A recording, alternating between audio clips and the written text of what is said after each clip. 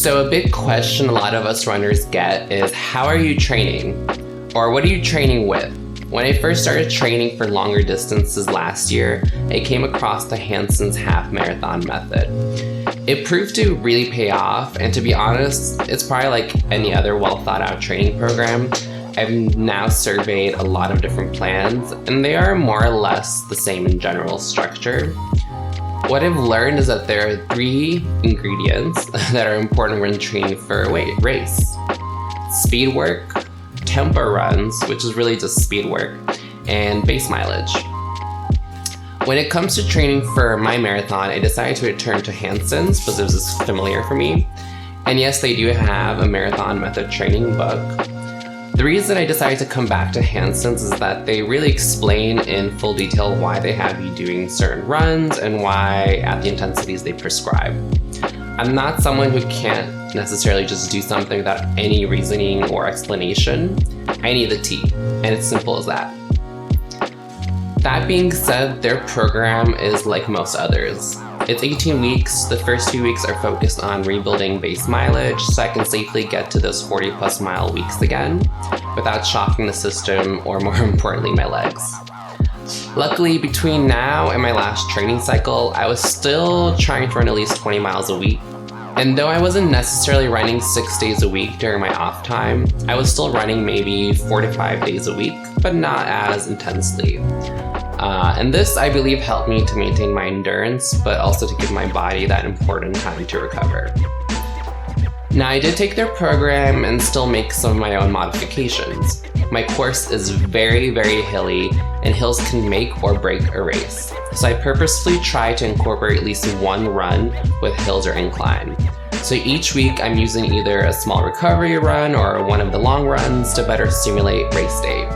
At some point, I am planning to also incorporate work on the Stairmaster, as much as I hate it, but I don't want to lose too much time out there on the course by being slowed down with all the stairs I'll have to climb. Not to mention, if you run a long distance and have to go up or down stairs, you know that spicy pain, that feeling of going down the stairs and saying, holy hell, my legs are in so much pain. So I want to condition my body as much as possible to be used to that feeling of having to go up or down some stairs after running 5, 10, 20 miles and not being too impacted. If you have tips, please let me know. I am all for sharing knowledge.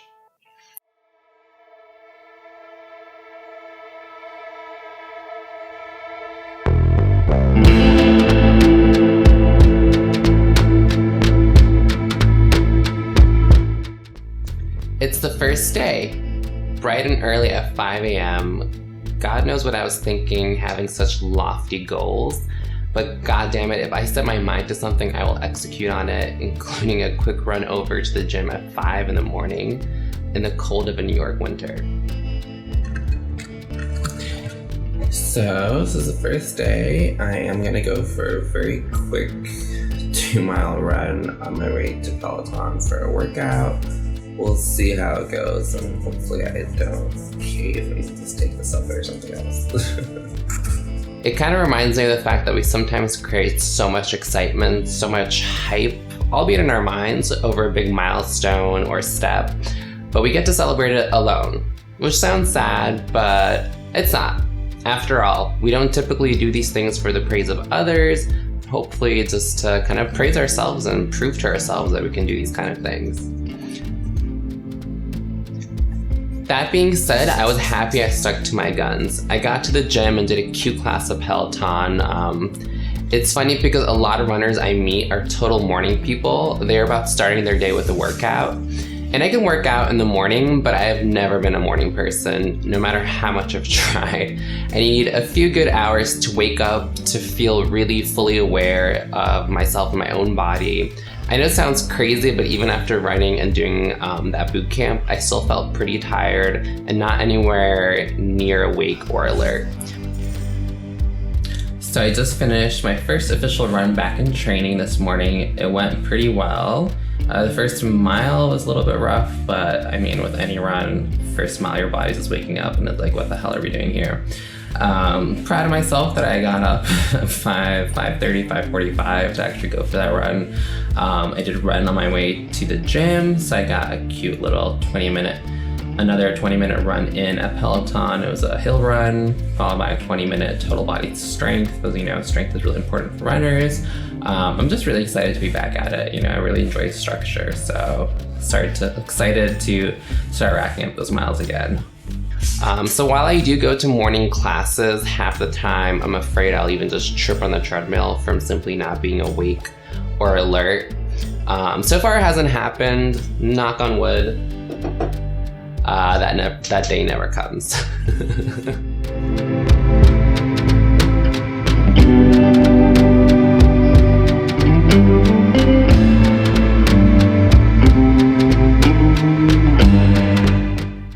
Saturday. So again, I decided to run to the gym to get in my miles.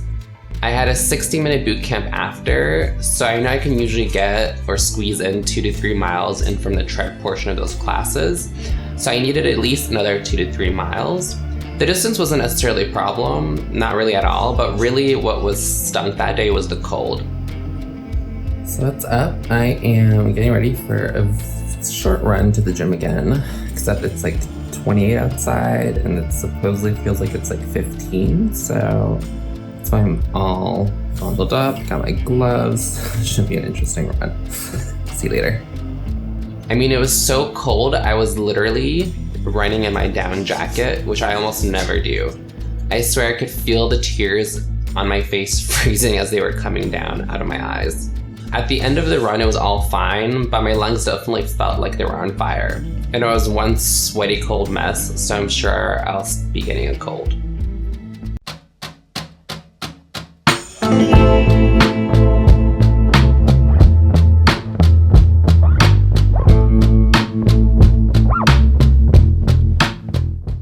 Sundays, that only means one thing: long run. Well, sort of, because it's the first week, so I decided to hit Central Park because it's known for the rolling hills, and you start to lose options to being creative of places to run and cover distances in New York. So I'm already banging my head against the wall once I'm planning those 16+ mile runs. So if you're in New York, the distance runner, you have some fun RAS to share, please share them with me. So I'm getting ready for my first sort of long run. It's 8 miles, so in the grand scheme of how much I've ran in the past, 8 miles doesn't sound too bad. And actually in my training for this week, it's actually just titled Easy 8 Miles. But I know for a lot of people, 8 miles is like momentous. But I'm excited, it's not too bad. It was snowing, actually like freezing cold yesterday in New York, and today it's in the 40s. So I'm wearing shorts, just wearing this vest over a long sleeve tee. I think I should be fine, but I'm excited. I'm actually gonna go run in Central Park. There's actually the Fred Lebow half there today, so we'll take in all that good energy that was created there today and channel it towards my run. I will probably do one full loop and then another 2 miles, just continuing around the same loop again. But I'm excited to go up some gnarly hills that Central Park is famous for. Now, one thing I adopted really late with my last training cycle was training with nutrition. In fact, I wasn't really using any nutrition until the very end of my training cycle. Once I started to use some sort of carb-based gel, I realized, hey, wait a minute. I'm not completely bonking or feeling like I hit the infamous wall by mile 8.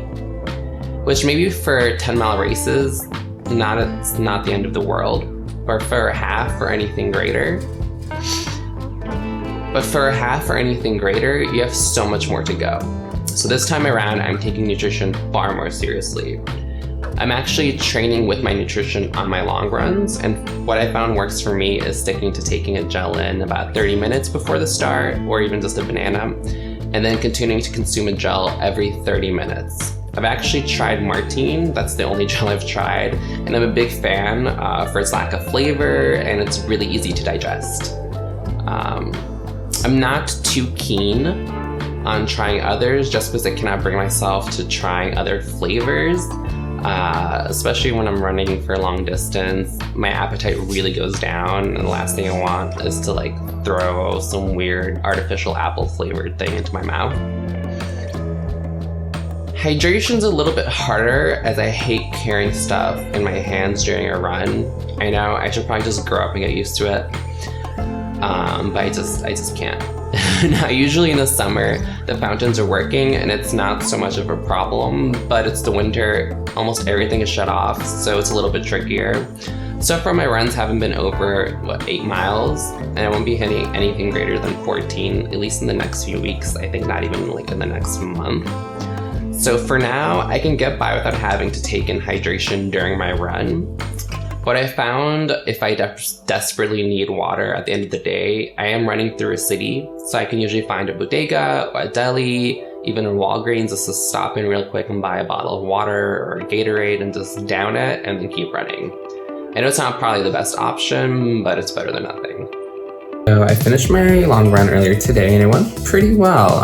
Granted, it was only 8 miles, so in the grand scheme of things, it's not going to be the longest by any means, but it felt really good. Proud of myself, I powered up through all the hills in Central Park, and it's definitely maybe nothing like the hills I'll experience on the Great Wall, but if anyone's ran in Central Park, you know there's just some mean, nasty rolling hills. But yeah, I'm excited. First week is done. I was supposed to run only 26, but I think I ended up running around 31 miles for this week. Oops. All in all, first week, I'm feeling really good, really excited for what's to come. I don't necessarily feel like I'm actually training yet, but I'm sure once I start having to do more speed work and definitely tempo runs and some beastly mileage, I'll start wishing I could just go back to week 1 of training. But yeah. As always, please don't forget to subscribe so you can get alerts when new episodes drop. Otherwise, stay tuned for next week.